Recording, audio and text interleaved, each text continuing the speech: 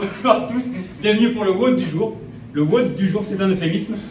On va partir sur 10 minutes de handstand walk practice. Le handstand walk, ça ressemble à ça.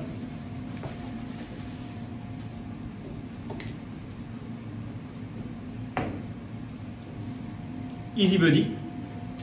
Si vous ne savez pas marcher sur les mains, aujourd'hui on va essayer de ne pas péter tous les meubles, mais surtout d'améliorer sa technique. Comment on va faire si vous n'avez pas accès à assez d'espace? On pourra simplement se servir d'un mur. Donc là on va voir l'option qu'on pourra utiliser. Ce serait de monter en rock climb. Regardez bien sa position en départ, push-up contre le mur. En maintenant les abdos engagés, il va monter contre le mur. Et allez là où vous êtes capable de pouvoir engager les fessiers et les abdos. À partir de ce moment-là, premier niveau, on peut venir toucher le coude opposé. Ça va créer une instabilité qu'on retrouve comme sur la marche. Ou sinon, on va toucher les épaules. Et gardez un petit peu de jus pour redescendre. Si ce mouvement est encore difficile, n'hésitez pas à utiliser un canapé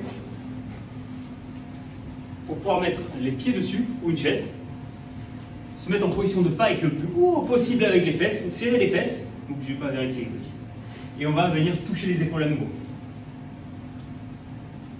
Plus vous aurez les pieds serrés, plus ça sera difficile. Donc vous pouvez écarter les pieds si vous avez encore du mal avec la stabilité. Ça va vous créer de l'instabilité au niveau de l'épaule et ça va améliorer pour plus tard votre handstand walk.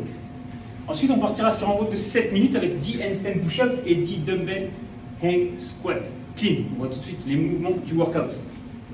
Sur les handstand push-up, vous serez déjà bien chaud au niveau des épaules. On sera en position de handstand et on va utiliser notre kick pour se mettre en position haute. Rappelez-vous la séquence aujourd'hui de la descente. Pour le travail de la descente, on va poser la tête, poser les fesses et ensuite on ramène les genoux. Est-ce qu'on peut aller moins vite, Gauthier? On rappelle toujours la séquence. Vous contrôlez, vous rentrez la ligne. Tête, fesses et les genoux reviennent avant d'être renvoyés vers le haut. Yes, parfait. Si aujourd'hui les handstand push-up c'est plutôt difficile pour vous, on partira sur des pike push-up. Alors ça ressemble à ça. Ce qui sera important, c'est le tripode et la position de la tête quand on vient toucher devant les mains. Sur le dumbbell hang squat clean, on partira toujours en deadlift, puis en hang, donc au niveau des genoux. Vas-y, hop. Ce qu'on va chercher à réaliser là-dessus, c'est vraiment une extension de hanche et être stable à l'arrivée de notre squat. 7 minutes, ça va aller vite, mais le but ce sera de conserver un maximum d'intensité dans le passage entre les mouvements. Pour ça, on va préparer un gros warm-up, un warm-up de 5 minutes, un petit peu technique.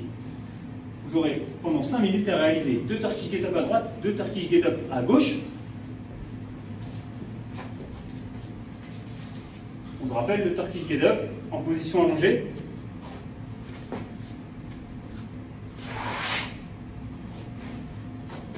Bras tendus.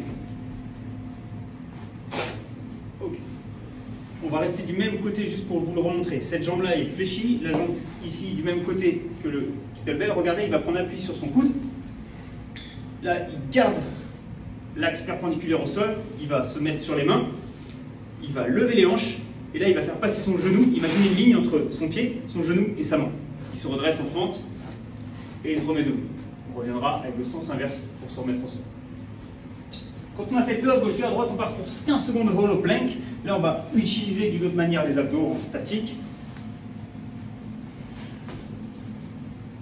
Yes. Donc là, on va avancer les mains là où on peut contrôler encore sa midline. On veut un dos de chat, les fessiers serrés et les mains loin devant nous si possible. Si ça c'est encore un petit peu difficile, n'hésitez pas à ramener les mains plus proches de vous.